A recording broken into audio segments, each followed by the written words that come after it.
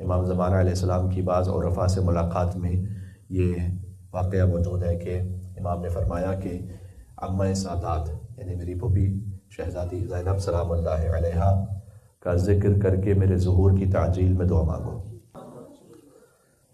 5 جمادی الاول 5ویں ہجری یا 6ٹھی ہجری دوسری فاطمہ کی آمد ہے۔ یہ مولا علی علیہ السلام کا کلام ہے، انا زین الدین، دین کی زینت میں ہوں۔ اب آپ اس پہ جتنے پہلو نکال سکتے ہیں، اس میں ایک بحر بے کرا ہے۔ دین کی زینت، مولا نے ایک فیصلہ دیتے ہوئے فرمایا تھا کہ میں دین کی زینت ہوں۔ تو دین کی زینت مولا علی ہے، اور مولا علی کی زینت بی بی زینب سلام اللہ علیہا سے ہے، اور زمین کے لوگوں کی زینت علی بن ابی طالب ہے، یعنی سارا کمال وہاں پر جمع ہے۔ تو جو زمین کے لوگوں کی زینت ہے، ان کی زینت شہزادی ہے۔ تو یہ تو خیر ایک نام گرامی پر اگر بات ہو رہی ہے اس وقت۔ اچھا، یہ جو نام ہے اس پہ میں اس لیے ذرا تاکید کر کے تھوڑی سی بات کر رہا ہوں چونکہ ایک تو ولادت کا جشن ہے، دوسرا یہ کہ جب بیوی کی ولادت ہوئی تو شہزادی فاطمہ سلام اللہ علیہا نے مولا علی علیہ السلام سے فرمایا اللہم صلی علی محمد وعلی محمد۔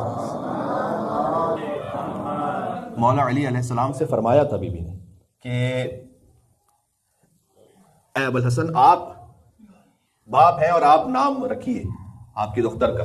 تو اس وقت مولا نے فرمایا کہ انی لم اکن لاسبق علی رسول اللہ صلی اللہ علیہ وآلہ وسلم، کہ میں نام رکھنے میں رسول اللہ صلی اللہ علیہ وآلہ وسلم سے سبقت نہیں کر سکتا ہوں۔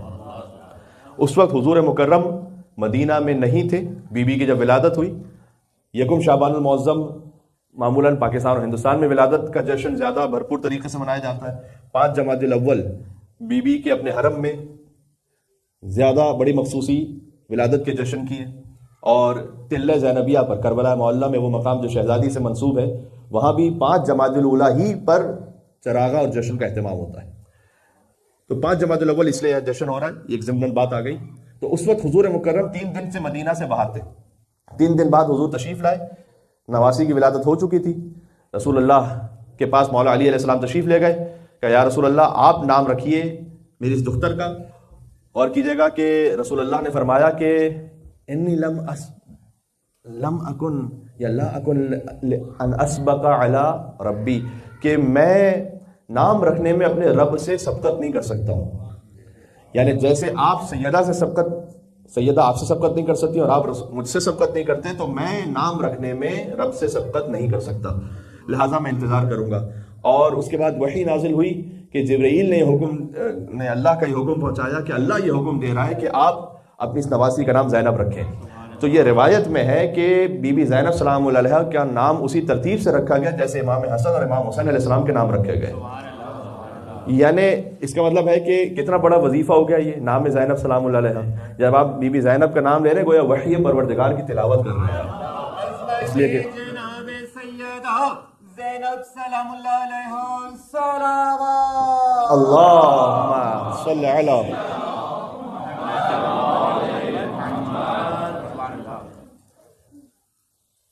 اللہ سبحانہ وتعالیٰ کے حکم سے رسول اللہ نے یہ نام رکھا۔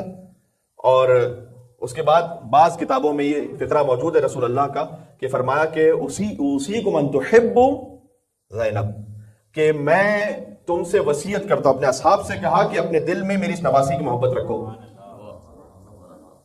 تو حضور مکرم نے شروع ہی سے خاص الخاص یہ اہتمام فرمایا ہے شہزادی زینب سلام اللہ علیہا کے لیے۔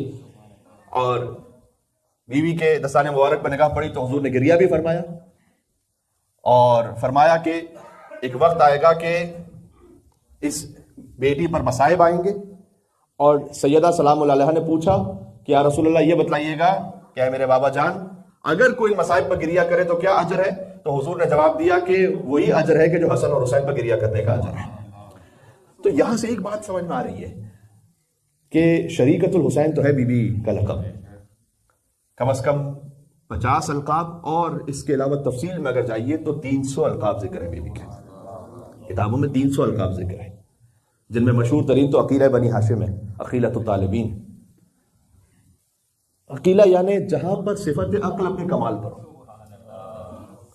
بعض احادیث اور روایات میں ایک مستور کے لیے جو عقل کے بارے میں بات کی گئی ہے، میں تفصیل میں نہیں جانا چاہتا، لیکن سیدہ زینب سلام اللہ علیہا عقیلہ بنی ہاشم ہے، بنی ہاشم کی بھی با عقل ترین خاتون.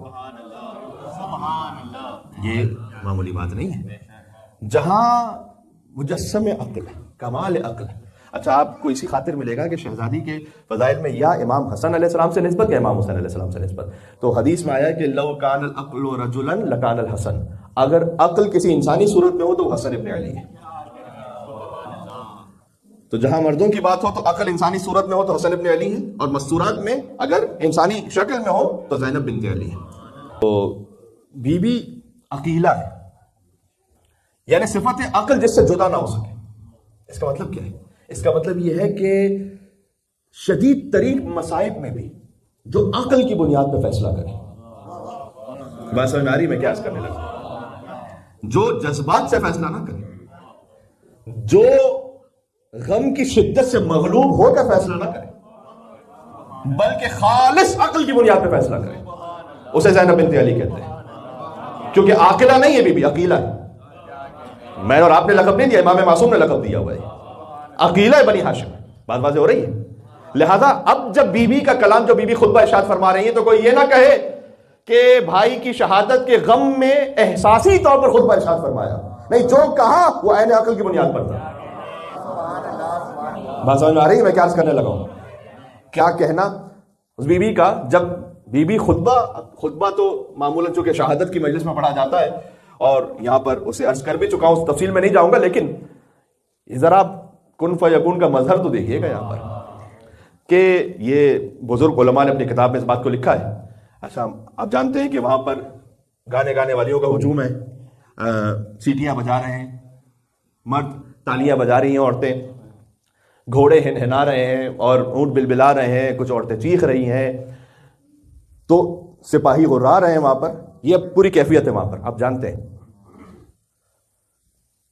سبحان اللہ. فَأَوْمَأَتْ بِيَدِهِ یا بِيَدِهَا، بی بی نے اشارہ کیا دست مبارک سے، بولا نہیں. وَارْتَدَّتِ الْأَنْفَاسُ وَسَكَنَتِ الْأَجْرَاسُ، یہاں اشارہ کیا بی بی نے کہ جو سانسیں تھیں وہ گویا رک گئیں، اور اونٹوں کی گردن میں جو گھنٹیاں تھیں بج رہی تھیں اور اپنے مقام پر ساکت ہو گئی.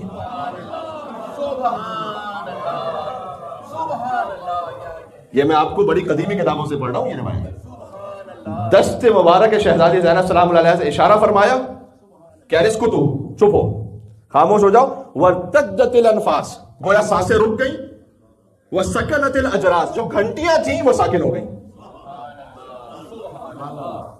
انما امرہ اذا اراد شیئا ان یقول له کن فیکون.